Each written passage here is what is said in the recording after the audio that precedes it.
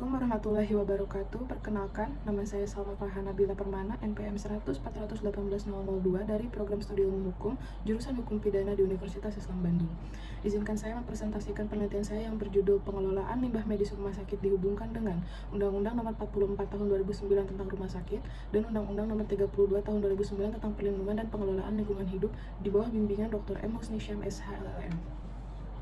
Abstrak, pengelolaan limbah medis adalah bagian dari upaya kesehatan lingkungan di mana hal ini wajib dilaksanakan bagi semua orang yang menghasilkan limbah medis, salah satunya adalah rumah sakit. Limbah medis yang tidak dikelola akan berbahaya bagi lingkungan dan makhluk hidup karena memiliki berbagai macam jasad bakteri maupun virus yang menempel sehingga dapat menjadi alat penyebaran penyakit. Kelalaian yang dilakukan oleh penghasil limbah medis perlu diperhatikan sehingga hukum dapat ditegakkan secara maksimal. Landasan teori. Yang pertama adalah rumah sakit. Berdasarkan Undang-Undang Nomor 44 Tahun 2009 tentang rumah sakit, yang dimaksud dengan rumah sakit adalah institusi pelayanan kesehatan yang menyelenggarakan pelayanan kesehatan perorangan secara paripurna, yang menyediakan pelayanan rawat inap, rawat jalan, dan gawat darurat. Kemudian yang kedua adalah limbah medis. Limbah medis merupakan sisa dari suatu usaha atau kegiatan medis pada fasilitas pelayanan kesehatan yang berbentuk padat, cair, ataupun gas yang tergolong dalam bahan berbahaya dan beracun atau B3, yang keberadaannya dapat mencemari atau merusak lingkungan hidup dan atau membahayakan kesehatan dan kelangsungan hidup manusia. Yang ketiga adalah lingkungan hidup. Undang-Undang Nomor 32 Tahun 2009 tentang Perlindungan dan Pengelolaan Lingkungan Hidup Pasal 1 Ayat 1 menyebutkan bahwa yang dimaksud dengan lingkungan hidup adalah kesatuan ruang dengan semua benda, daya, keadaan, dan makhluk hidup termasuk manusia dan perilakunya yang mempengaruhi alam itu sendiri, kelangsungan, perkehidupan, dan kesejahteraan manusia serta makhluk hidup lain. Dan yang terakhir adalah hukum pidana dan pemidanaan. Hukum pidana ada untuk memberikan sanksi bagi siapa saja yang melakukan kejahatan dan tidak mungkin terlepas dari hal-hal yang berkaitan dengan pemidanaan. Pemidanaan merupakan bagian penting dalam hukum pidana. Hal tersebut dikatakan demikian karena pemidanaan merupakan puncak dari seluruh proses mempertanggungjawabkan kesalahan yang telah dibuat. Metode penelitian. Metode yang digunakan dalam penelitian ini adalah metode pendekatan yuridis normatif atau penelitian hukum normatif, yaitu penelitian hukum yang dilakukan dengan cara meneliti bahan pustaka yang berhubungan dengan tindak pidana lingkungan hidup terkait pengelolaan limbah medis. Teknik pengumpulan melalui studi kepustakaan yang kemudian data yang diperoleh dari penelitian dianalisis secara yuridis normatif. Kasus atau fenomena yang penulis angkat merupakan kasus RSUD PD Jaya yang dikecam oleh Dinas Kesehatan PD Jaya karena menumpuknya limbah medis yang seharusnya segera dimusnahkan. Hal ini terjadi karena adanya ketentuan pelaksanaan pengelolaan limbah yang bekerja sama dengan pihak ketiga, dikarenakan RSUD PD Jaya tidak memiliki mesin pembakaran yang memadai, dengan alasan lokasi insinerator terlalu dekat dengan kamar pasien rumah sakit dan cerobong yang terlalu kecil.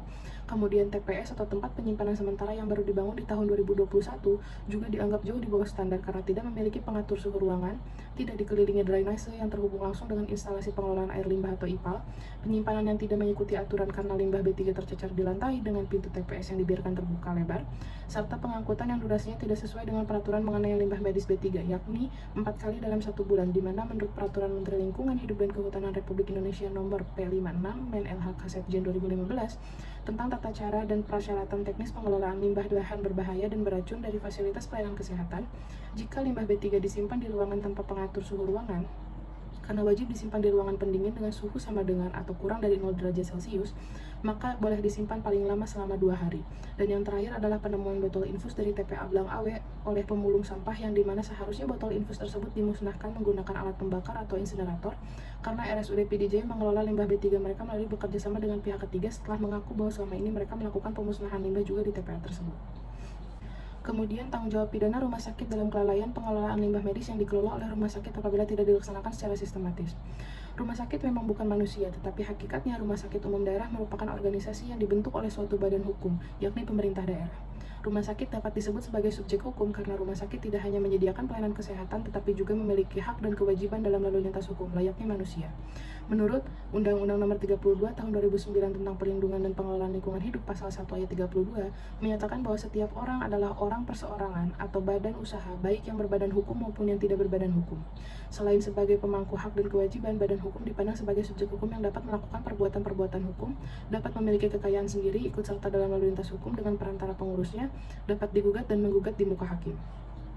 Di dalam Undang-Undang Nomor 32 Tahun 2009 tentang Perlindungan dan Pengelolaan Lingkungan Hidup Pasal 114 RSUD PD Jaya dapat dipidana terkait tata cara penyimpanan limbah B3 di RSUD PD Jaya yang dianggap tidak bertanggung jawab.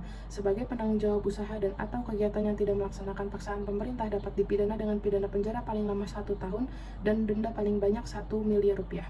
Munculnya indikasi tindakan dumping atau membuang, menempatkan, dan atau memasukkan limbah medis tanpa izin ke dalam TPA Blang Awe dan tidak melakukan pengelolaan limbah B3 sebagaimana seharusnya dilakukan oleh rumah sakit selaku penghasil limbah B3, menurut Undang-Undang Nomor 32 Tahun 2009 tentang Perlindungan dan Pengelolaan Lingkungan Hidup Pasal 103 menyatakan bahwa tindak tidak mengelola limbah B3 bagi penghasil limbah B3 dapat dipidana dengan pidana penjara paling singkat 1 tahun dan paling lama 3 tahun, dan denda paling sedikit 1 miliar rupiah dan paling banyak 3 miliar rupiah. Kemudian dalam pasal 104 juga menyatakan bahwa setiap orang yang melakukan dumping limbah dan atau bahan ke media lingkungan hidup tanpa izin sebagaimana dimaksud dalam pasal 60 dipidana dengan pidana penjara paling lama 3 tahun dan denda paling banyak 3 miliar rupiah. Kesimpulan yang pertama, RSUD PD Jaya Aceh tidak melakukan pengelolaan limbah medis B3 yang padahal sebagai penghasil limbah B3 maka wajib aturannya untuk melakukan pengelolaan sesuai dengan aturan yang tertulis. Hal ini dapat muncul dikarenakan kelalaian rumah sakit yang tidak memiliki instalasi pengelolaan limbah yang memadai seperti tempat pembuangan sementara atau TPS yang layak, perizinan pengoperasian insenerator yang tidak kunjung didapat karena pembangunan lokasi pembakaran yang dianggap tidak ideal untuk dioperasikan, pengangkutan limbah medis B3 yang melampaui durasi penyimpanan yang seharusnya, hingga pembuangan tanpa pengelolaan di tempat pembuangan akhir atau TPA bagi beberapa limbah B3 seperti botol infus yang seharusnya dimusnahkan menggunakan insenerator oleh pihak ketiga. Kemudian yang kedua, pemidanaan terhadap rumah sakit umum daerah dapat dilakukan karena RSUD bertanggung jawab sebagai subjek hukum di bawah kepemilikan pemerintah daerah sebagai badan hukum yang memiliki hak juga kewajiban sehingga dapat dimintai pertanggungjawaban pidana seperti subjek hukum lainnya. Sanksi daripada lalainya rumah sakit yang berpotensi membahayakan kesehatan bahkan nyawa dari manusia maupun makhluk hidup di sekitarnya perlu dilaksanakan secara serius. Terlebih hal ini sudah menjadi polemik yang tidak kunjung selesai sejak tahun 2019 di mana sebelum pandemi COVID-19 menyerang Indonesia. Sekian dari saya. Wassalamualaikum warahmatullahi wabarakatuh.